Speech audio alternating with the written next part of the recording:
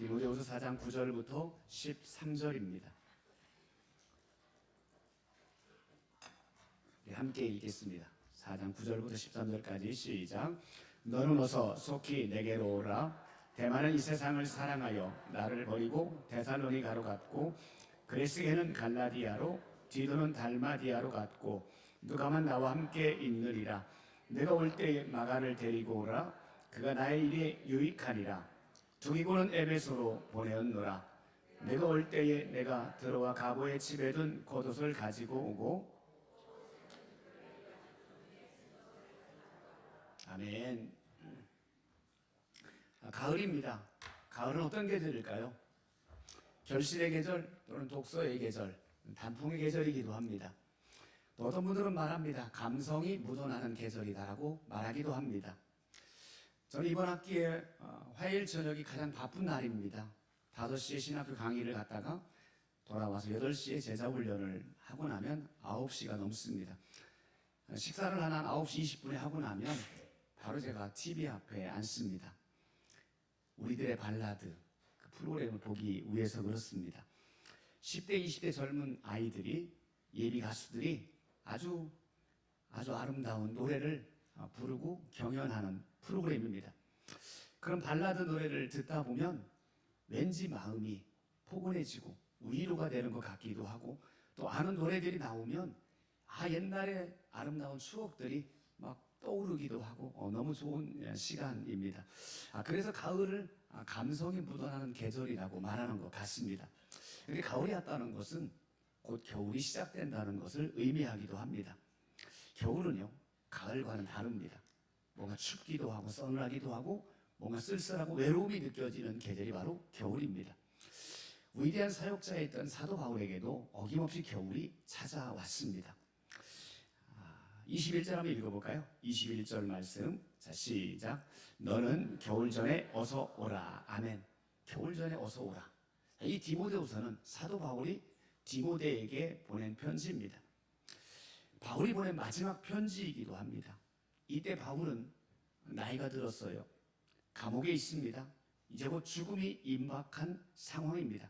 그때에 믿음의 아들이고 사랑하는 아들은 그 디모데에게 편지를 통해서 부탁을 하는데, 너 겨울이 되기 전에 나한테 왔으면 좋겠다라고 이야기를 합니다. 그러면서 부탁을 하는데 어떤 부탁을 하냐면 13절 한번 읽어볼까요? 13절 말씀 시작. 내가 올 때에 내가 들어와 가보의 집에 둔 겉옷을 가지고 오고, 또 최근 특별히 가죽 종이에 쓴 것을 가져오라. 아멘. 겉옷을 가지고 올 것을 부탁합니다. 뭘 의미하는 거예요? 바울 사도가 지금 감옥에 있는데 굉장히 추웠다는 걸 의미합니다. 특별히 바울이 있었던 로마의 겨울은 유난히 매섭습니다. 지중해 바다에서 몰아치는 그 바람은 굉장히 추웠던 것 같습니다. 더군다나 나이가 들면 추위가 더 심하게 느껴진다고 합니다. 열왕기상 1장에 보면 이렇게 표현되어 있어요. 다윗이 나이가 많아 늙으니 이불을 덮어도 따뜻함을 느끼지 못하더라. 그러니까 다윗도 나이가 들으니까요, 이불을 덮어도 따뜻함을 느끼지 못하게 되는 거죠. 오늘 바울도 마찬가지. 나이가 들어서 훨씬 더 춥게 느껴지게 됩니다. 이처럼 겨울은 모든 사람들에게 힘겹기도 하고 힘들기도 하고 불편하게 되어집니다. 그래서 많은 사람들은 추운 겨울이 오기 전에 겨울을 보낼 준비를 합니다. 그것을 월동준비라고 말합니다. 대표적인 우리나라의 월동준비는 뭐예요? 김장이 아닌가 싶습니다. 많은 식구들이 겨우 내내 먹어야 될 김치를 준비한 일이야말로 정말 가정에 굉장히 큰 일입니다. 김장은 예전에 굉장히 힘든 일이잖아요. 밭에 배추를 뽑는 것도 힘들지만 다듬어야 되고 그것을 다 소금에 절이는 것 하나하나가 굉장히 손이 많이 갑니다. 절이면 끝나나요? 몇 시간 지나고 나면 뒤집더라고요. 뒤집어요. 그 다음날 새벽에 되면 또 꺼내가지고 물로 다 씻어내고 물을 쫙 빼고 또 속을 양념 만들어가지고 속을 버무려 집어넣고, 이런 모든 과정들이 김치가 만들어지는 과정이잖아요. 그래서 이 김장은요, 종합 예술 같은 참 그런 하나의 일입니다. 그렇게 정성과 모든 수고가 들어가기 때문에 김장김치는 맛있을 수밖에 없는 거예요. 그만큼 일손이 많이 필요합니다. 요즘에는 그래도 절인 배추를 가지고 김장하는 분들이 많아가지고 훨씬 더 수월해지긴 했습니다. 그래도 김장은 김장이죠. 이번 토요일에 우리 교회도 김장하는데 좀 많이 오셔서 같이 식사도 하시고 또 교제도 하시고 그러면 좋을 것 같습니다. 이처럼 겨울 전에는 준비할 것들이 참 많이 있습니다. 그런데요, 계절의 겨울만 있는 게 아니라 인생의 겨울도 있습니다. 인생의 겨울은 뭐냐면 나이가 드는 것, 몸이 아픈 것, 사업이나 뭐가 실직하고 실패하는 것, 이런 모든 것들이 바로 인생의 겨울입니다. 그런데 가장 큰 인생의 겨울이라고 말하면 갑작스러운 죽음입니다. 사랑하는 가족이나 주변 사람이 갑자기 세상을 떠날 때 그때 느껴지는 충격이나 아픔은 이루 말할 수가 없겠죠. 6개월 전에 제 친구 목사님이 천국 갔습니다. 백혈병을 갑자기 알아서 건강했는데 목회도 잘했는데 갑자기 발병해서 정말로 하나님 나라에 가게 됩니다. 남겨진 사모님과 두 아들에게 인생의 겨울이 시작된 거예요. 얼마나 힘들까요? 이처럼 인생의 겨울은 갑자기 찾아옵니다. 누구에게나 예외 없이 찾아오게 되는 겁니다. 그렇기 때문에 인생의 겨울이 찾아오기 전에 우리는 준비할 필요가 있습니다. 그런데 많은 사람들은 인생의 겨울을 그렇게 준비하지 않는 것 같아요. 왜 그런가 가만히 보면 다들 오래오래 살 거라고 확신하고 있습니다. 나는 오래오래 살 거야. 나는 아무 일 없이 건강하게 살 거야. 많은 분들이 그런 마음을 갖고 있습니다. 아니, 그렇게 되면 얼마나 좋겠습니까? 그런데 인생이란 게 내 뜻대로 되는 것만은 아니잖아요. 생각지 않은 암초를 만날 때가 많습니다. 지난 한 주간 동안에도 사고로 죽은 사람들이 우리나라만 하더라도 얼마나 많을까요? 과연 그들이 내 삶이 이번 주에 끝난다는 걸 과연 예상을 했을까요? 올 한 해만 돌아보더라도 세상을 떠나는 사람들이 얼마나 많았을까요? 그 많은 사람들 가운데 정말 인생의 겨울이 나에게 다가오리라고 생각하고 정말 그 겨울을 준비한 사람이 몇 명이나 될까요? 우리 초등학교 때 나왔던 이야기, 개미와 배짱이 이야기 잘 아시잖아요. 개미는 봄, 여름, 가을 뻘뻘 땀을 흘리면서 겨울에 먹을 양식을 열심히 준비합니다. 배짱이는 뭐 하죠? 그냥 그늘 밑에서 그냥 노래나 부르고 아무런 겨울 준비를 하지 않았습니다. 결국 추운 겨울이 찾아왔을 때 개미는 따뜻하게 겨울을 보내게 되지만 배짱이는 추운 겨울을 보낼 수밖에 없는 거예요. 물론 그 책의 내용에서는 개미가 배짱이를 도와주는 마음으로 해피엔딩으로 끝나긴 하지만 현실적으로 인생의 겨울이 준비되지 않는다면 그의 인생은 참으로 쓸쓸한 외로운 인생이 될 수밖에 없습니다. 그리고 그 인생의 겨울을 준비하지 못한 사람이야말로 가장 어리석다라고 말할 수 있습니다. 누가복음 12장에 보면 예수님께서 한 부자 이야기를 합니다. 부자라는 건 뭐죠? 돈이 많았다는 거예요. 돈만 많은 게 아니에요. 그의 농사가 얼마나 잘 됐던지 소출이 많아가지고 기존에 있던 창고 가지고는 안 됩니다. 그래서 더 넓은 창고를 지어야만 될 상황입니다. 이때 부자가 자기 스스로 마음속에 이런 계획을 세웁니다. 창고를 많이 짓고 거기 곡식을 쌓아놓고 쉬고 먹고 마시고 즐기자. 이 네 가지를 계획합니다. 쉬고 먹고 마시고 즐기자. 그런데 그가 간과했던 것이 있죠. 그에게도 인생의 겨울이 찾아온다는 것을 생각지 못했던 거예요. 하나님은 그에게 이렇게 말합니다. 어리석은 자여, 오늘 밤 내 영혼을 찾으리라. 오늘 그 부자를 향해 하나님은 분명히 말합니다. 어리석은 자여. 왜 어리석은 자일까요? 인생의 겨울이 준비되지 않았기 때문입니다. 오늘 밤 찾아가겠다라고 말합니다. 그렇습니다. 인생의 겨울을 준비하지 못한 사람, 그 사람이야말로 가장 어리석은 사람이죠. 어떻습니까, 여러분은? 인생의 겨울을 준비하셨습니까? 준비하고 계십니까? 갑자기 찾아오는 인생의 겨울을 위해 우리가 뭘 준비해야 될까요? 오늘 사도 바울도 계절의 겨울도 맞이하게 되지만 인생의 겨울도 앞둔 상황입니다. 그런 상황 앞에서 오늘 사도 바울은 자신의 인생의 겨울 앞에서 두 가지를 준비하고 있습니다. 우리 13절 말씀을 한번 읽어볼까요? 13절 시작. 내가 올 때에 내가 들어와 가보의 집에 둔 겉옷을 가지고 오고 또 책은 특별히 가죽 종이에 쓴 것을 가져오라. 아멘. 겉옷을 가져오라고 부탁하면서 또 한 가지 부탁하죠. 가죽 종이에 쓴 것을 가져오라라고 이야기합니다. 가죽 종이에 쓴 것이 뭘까요? 많은 학자들이 말합니다. 이것이 구약 성경일 것이다라고 말하게 됩니다. 죽음을 앞둔 사도 바울이 왜 성경 말씀을 부탁을 했을까요? 저는 이것이 평소의 사도 바울의 삶의 자세라고 봅니다. 바울이 누구예요? 가장 위대한 사역자. 그가 개척한 교회만 하더라도 5개가 넘습니다. 그를 통해서 구원받은 영혼들은 셀 수 없을 정도로 많습니다. 그는 가는 곳곳마다 수많은 하나님의 말씀을 증거할 뿐만이 아니라 그를 통해서 고침받는 하나님의 기적을 경험한 사람들이 얼마나 많은지 몰라요. 그가 보낸 편지는 성령의 감동을 받아 쓴 편지이기 때문에 그것은 나중에 성경이 됩니다. 그렇게 만들어진 성경이 자그마치 13권이나 됩니다. 이것이 바로 바울이 남긴 업적입니다. 그는 매일매일의 삶이 날마다 하나님 앞에 무릎 꿇는 삶이었을 겁니다.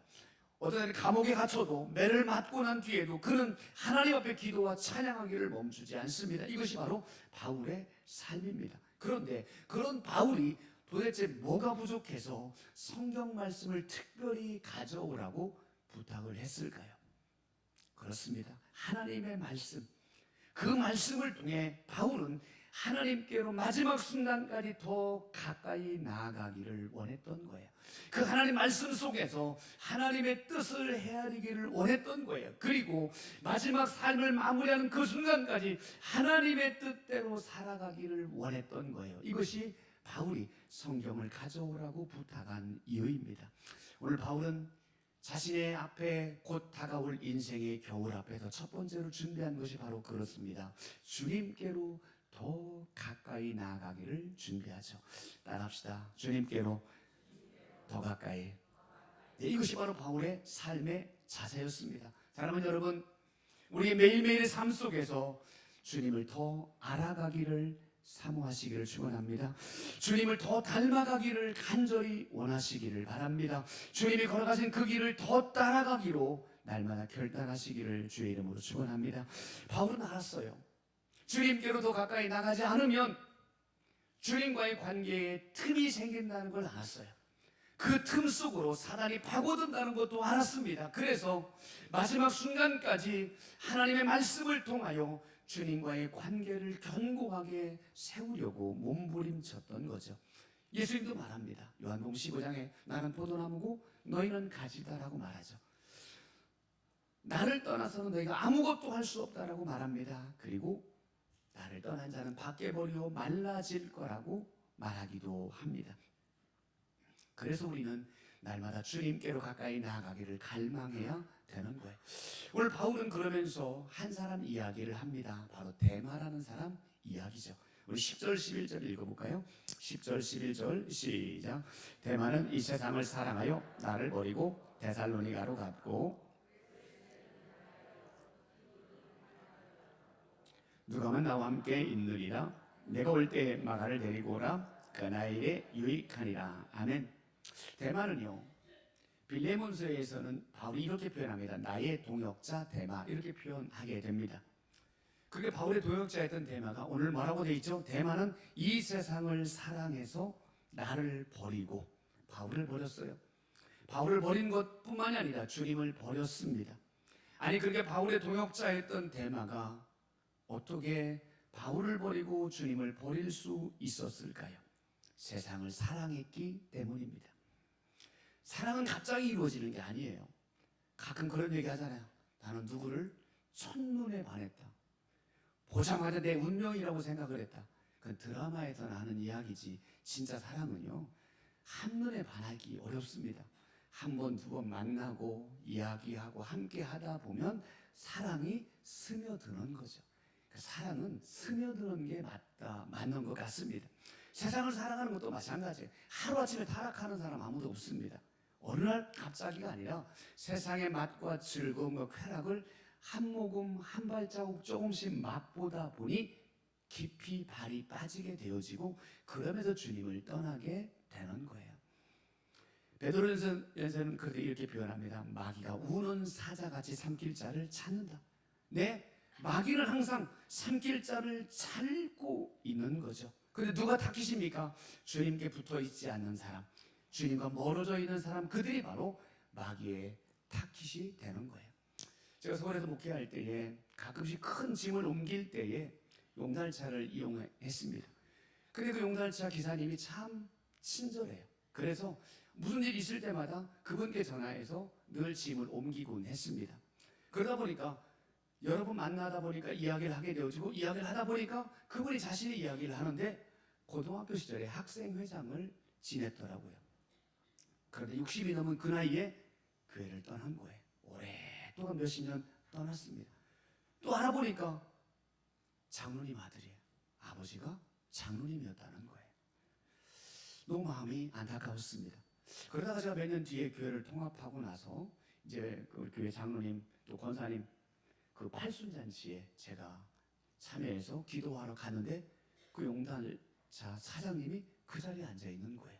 알아보니까 그 장로님 아들인 거예요. 장로님의 큰아들인 거예요. 너무 마음이 아팠습니다.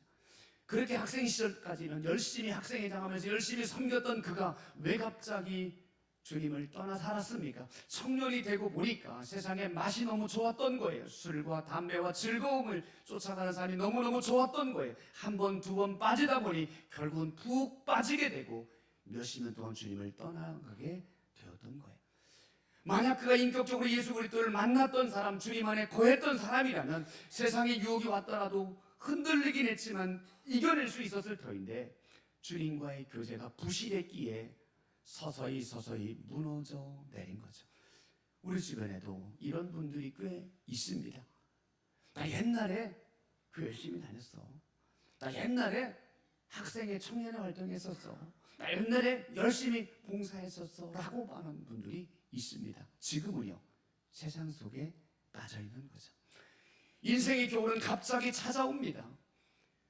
그 갑자기 찾아오기 때문에 날마다 우리가 주님께로 가까이 나가지 않으면 우리도 이런 삶을 살아갈 수가 있다는 거예요. 그러면 우리 어떻게 해야 될까요? 날마다 주님께 가까이 나갈 수 있는 비결이 뭘까요? 간단합니다. 예말기예요. 예배와 말씀과 기도. 이건 아무리 강조해도 지나치지 않습니다.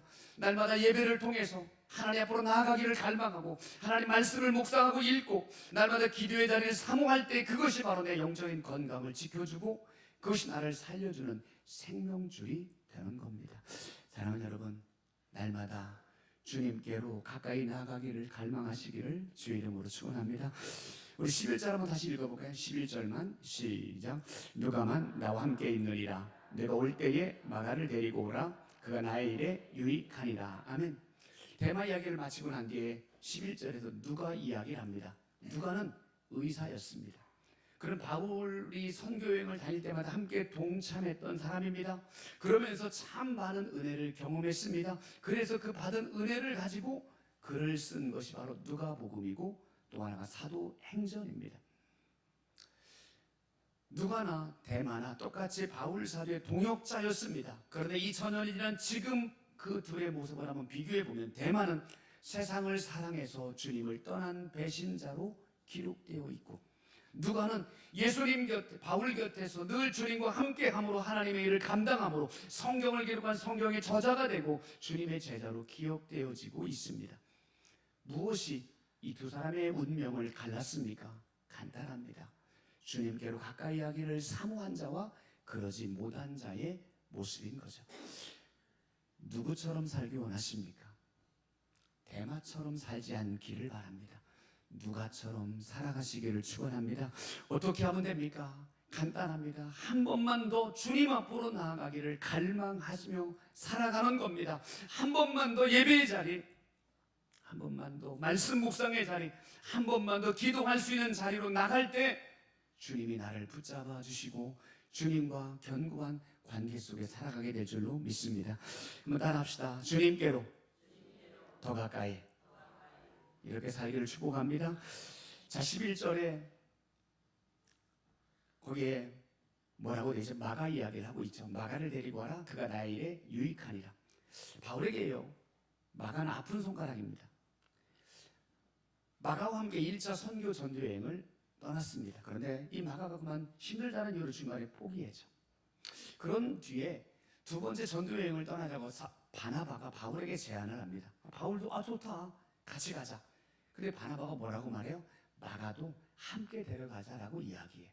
그래 바울이 이런 지하에 거절합니다. No, 안 돼. 마가는 안 돼. 그렇게 책임성 없는 아이는 안 돼. 그리고 과감하게 마가를 내칩니다. 그 일 때문에 마가를 데려가냐 마냐에 따라서 이 바나바와 바울이 심하게 다투고 결국은 갈라지게 됩니다. 결국 바나바는 마가를 데리고 선교여행을 떠나고 바울은 실라를 데리고 선교여행을 떠나게 됩니다. 결국 그 이후로 바울은 마가를 만나지 못합니다. 당연히 화해하지는 못하는 거죠. 그리고 이후에 마가의 삶이 바뀌어져 가요. 바나바를 통해서 믿음이 견고하게 세워져 갑니다. 또 베드로를 통해서 그의 믿음이 성숙해져 갑니다. 그래서 베드로의 믿음의 아들이 되기도 합니다. 결국은 마가복음을 기록하는 마가복음의 저자가 되어지기도 합니다. 자, 그런데 바울 입장에서는 마음에 걸리는 거예요. 인생의 겨울, 이제 뭐 죽음을 앞둔 상황 속에서 자꾸 마가가 떠오르는 거예요. 그래도 그때 이 마가가 조금 부족하고 실수했고 그랬어도 품어줬더라면 좋았을 텐데, 그때 좀 잡아줬으면 좋았을 텐데, 이런 마음이 여전히 남아 있는 거예요. 그래서 오늘 디모데에게 말합니다. 너가 올 때 마가를 데려와라. 이 말은 뭐예요? 마가와 뭔가 서먹한 관계를 풀고 싶다, 이런 말씀인 거예요. 사랑하는 여러분, 오늘 바울은 인생의 겨울이 오기 전에 그런 두 번째를 선택합니다. 관계 회복입니다. 따라합시다. 관계 회복. 오늘 바울은 자신의 인생의 겨울 앞두고 관계를 회복하기를 원했던 거예요. 우리 안에도 혹시라도 관계가 회복되지 못한 분들이 있다면 회복될 수 있기를 바랍니다. 부부 간의 관계가 뭔가 좀 멀어져 있다면 회복하셔야 됩니다. 부모와 자녀 간의 관계, 고부 간의 관계, 아니면 친구와의 관계, 아니면 성도와의 관계가 뭔가 어긋났다면 회복할 수 있어야 됩니다. 왜냐하면 그를 용납하지 못한다면, 여전히 내 안에 그 안에 미움이 있다면 그건 죄입니다. 그 죄는 결코 내가 하나님 앞에 설 수 없는 원인이기 때문에 그렇습니다. 우리는 누구예요? 하나님 앞에 설 수 없는 죄인이잖아요. 마땅히 죽어야 될, 감히 용서받을 수 없는 엄청난 죄인, 지옥 갈 수밖에 없는 죄인이었습니다. 그런데 하나님은 그런 나의 모든 죄를 묻지도 않았습니다. 조건을 내세우지도 않고 나의 모든 죄를 한순간에 덮어버렸습니다. 나의 모든 죄를 예수 그리스도의 십자가에서 흘리신 그 피로 깨끗이 정결하게 씻어내셨습니다. 그리고 더 이상 나의 모든 죄를 기억조차 하지 않으십니다. 왜냐하면 사랑하니까. 하나님 우리를 이렇게 사랑하셨습니다. 우린 그 사랑을 받았습니다. 그 하나님의 그 사랑을 받은 우리는 왜 덮어주지 못할까요? 그 사랑을 받았음에도 왜 우리는 품어주지를 못할까요? 하나님의 사랑을 제대로 깨닫지 못했기 때문입니다. 하나님의 사랑을 깨닫지 못한 사람은 결코 하나님께 속한 사람이 아닐 수 있습니다. 요한일서 4장 20절 한번 세번역 성경을 읽어볼게요. 요한일서 4장 20절 말씀입니다. 시작. 누가 하나님을 사랑한다고 하면서 자기 형제 자매를 미워하면 그는 거짓말쟁이입니다. 보이는 자기 형제 자매를 사랑하지 않는 사람이 보이지 않는 하나님을 사랑할 수 없습니다. 아멘. 보이는 형제를 사랑하지 못하는데 보이지 않는 하나님을 사랑한다라고 말한다면 그것은 거짓말이라고 말합니다. 그런 사람은 하나님께 속한 사람이 아니라고 말하고 있습니다. 사랑하는 여러분, 사람과의 관계는 건강하십니까? 하나님 앞에 부끄럽지 않은 모습으로 건강한 관계를 맺고 있습니까? 만약에 아직 관계가 꼬여있고 회복되지 못한 상황이라면 오늘 바울처럼 하시기 바랍니다. 내가 먼저 손을 내미시기를 바랍니다. 바울이 잘못한 건 없습니다. 마가가 잘못했지만 그럼에도 오늘 바울은 마가에게 화해의 손길을 내밉니다. 미안해. 내 생각이 짧았어? 이제 잘 지냈으면 좋겠다라고 말하는 것, 이것이 바로 인생의 겨울을 준비하는 최고의 자세입니다. 우리나라 인구가 5천만이에요. 통계해보니까 그 5천만 명 가운데 1년에 내가 한 번 이상 만나는 사람은 고작 200명에서 300명밖에 안 된다는 거예요. 그러니까 우리가 많이 만나지 못해요. 1년에 고작 2, 300명밖에 못 만나요. 그럼 2, 300명은 정말 우리의 삶에 소중한 사람들인 거예요.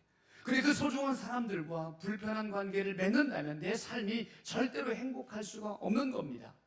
그래서 풀어야 되는 거예요. 그를 위해서가 아니라 나를 위해서 그렇습니다. 오늘 교회 부부가 장로인 분이 계세요. 남편도 장로님, 아내도 장로님. 얼마나 교회를 위해서 헌신하고 충성했으면 부부가 장로님으로 임명을 받았겠습니까? 교회를 위해서 한 20여 년 동안 헌신하고 충성하고 열심히 섬긴 결과입니다. 그래서 교회에서는 1등 성도입니다. 모든 성도들에게 칭찬받고 목사님의 신실한 동역자입니다. 그런데 그 아내 장로님이 언니와 15년 동안 연락하지 않고 지냈답니다. 관계가 틀어져서 15년 동안 연락하지 않고 지난 거예요. 60이 돼서야 화해를 했다고 합니다. 자, 그렇다면 그 여자 장로님 그 15년 동안 정말 그에게 하나님의 은혜가 임했을까요? 정말 그에게 하나님이 부어주신 진정한 기쁨이 평안이 있었을까요? 그렇지 않았을 거예요. 겉으로는 열심히 교회를 위해서 헌신하고 봉사하고 인정을 받았을런지 몰라도 그의 내면은 늘 답답했을 겁니다. 채워지지 않은 공허함이 있었을 겁니다. 왜냐하면 마태복음 16장에 이렇게 말하거든요. 땅에서 매이면 하늘에서도 매일 것이요. 사람과의 관계가 맺어지면 절대로 하나님의 은혜가 임할 수가 없습니다. 사람과의 관계가 막혀져 버리면 하나님과의 관계도 막혀져 버립니다. 그래서 그런 분들은 영적인 성장이 더딥니다. 하나님의 은혜와 기쁨도 사라지게 되는 거예요. 그래서 관계 회복은 상대방을 위한 길이 아니라 내가 사는 길입니다. 관계 회복할 때 내가 살고 회복하지 않으면 내가 죽습니다. 말씀 마무리합니다. 압살롬의 이야기로 마무리해보려고 합니다. 압살롬은 다윗이 가장 사랑했던 아들입니다. 그런데 자신의 여동생이 있는데 그 여동생을 겁탈한 형 암논 그를 죽여버립니다. 형을 죽였다는 그 죄책감 때문에 이 압살롬은 아버지를 떠나 도망갑니다. 장을 3년 동안 도망자로 삽니다. 3년 만에 다윗은 그 압살롬을 용서합니다. 그런데 그 용서가 진정한 용서가 안 되었던 것 같아요. 압살롬이 느끼기에는 아버지가 나를 아직도 용서하지 않은 것 같은 그 마음을 느끼게 된 거예요. 결국 그 마음이 쌓여지고 쌓여지다가 결국은 압살롬이 아버지 다윗을 향해 반란을 일으킵니다. 물론 나중에 반란이 진압이 되었지만 압살롬도 함께 죽습니다. 그 압살롬의 죽음 소식을 듣고 다윗이 이렇게 오열합니다. 우리 사무엘하 19장 4절 한번 읽어볼까요? 사무엘하 19장 4절 시작. 왕이 그의 얼굴을 가리고 큰 소리로 부르되 내 아들 압살롬아 압살롬아 내 아들아 내 아들아 하니. 아멘. 오늘 다윗은 압살롬의 죽음 소식 그 시체를 바라보며 그랬을 겁니다. 내가 진심으로 용서해 줄 걸. 내가 더 진심으로 사랑으로 품어줄 걸. 내가 진작 그를 안아줄 걸. 그러면 내가 아들을 잃지 않았을 텐데. 하지만 그의 후회는 늦었습니다. 결국 통곡할 수밖에 없었습니다. 오늘 다윗의 모습이 우리의 모습이 될 수도 있다는 걸 아십니까? 관계가 회복되지 않으면 우리도 통곡할 수밖에 없습니다. 내가 먼저 손을 내밀지 않으면 다윗의 통곡과 후회가 나의 통곡과 후회가 될 수 있다는 걸 잊으시면 안 됩니다. 아직 늦지 않았습니다. 하나님이 오늘 이 말씀을 듣게 하시는 것 어쩌면 마지막 기회라고 나에게 말씀하고 있는 줄도 모릅니다. 용납하지 못한 사람이 있습니까? 불편한 관계가 있습니까? 자꾸 믿고 싫은 사람이 있습니까? 지금 하십시오. 잘잘못 따지지 마시고 손을 내미십시오. 다가가십시오. 그것이 인생의 겨울을 준비하는 최고의 방법입니다. 그런 손내밈을 통해서 우리 인생의 겨울이 갑자기 찾아오더라도 우리 인생의 겨울이 따뜻한 아름다운 그런 겨울이 될 수 있는 우리 모두가 되기를 주의 이름으로 축원합니다. 우리 같이 한번 찬양합시다. 주께 가까이.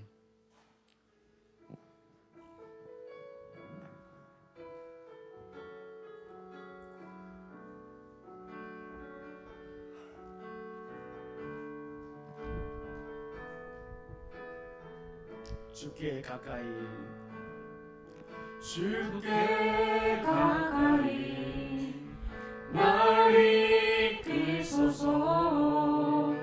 간절히 주님만을 원합니다. 채워주소서.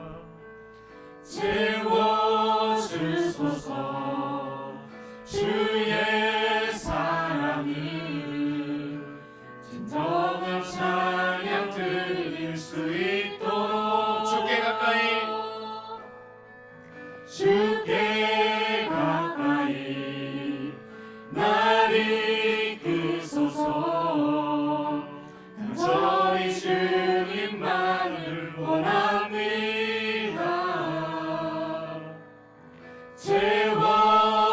채워주소서.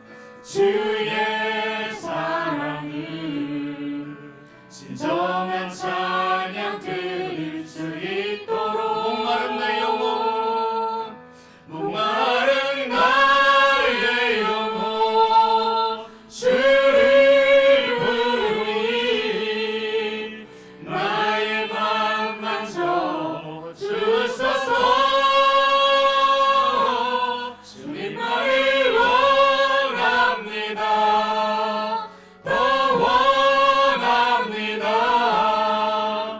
나의 맘 만져 주소서. 목마른 나의 영혼, 목마른 나의 영혼, 주를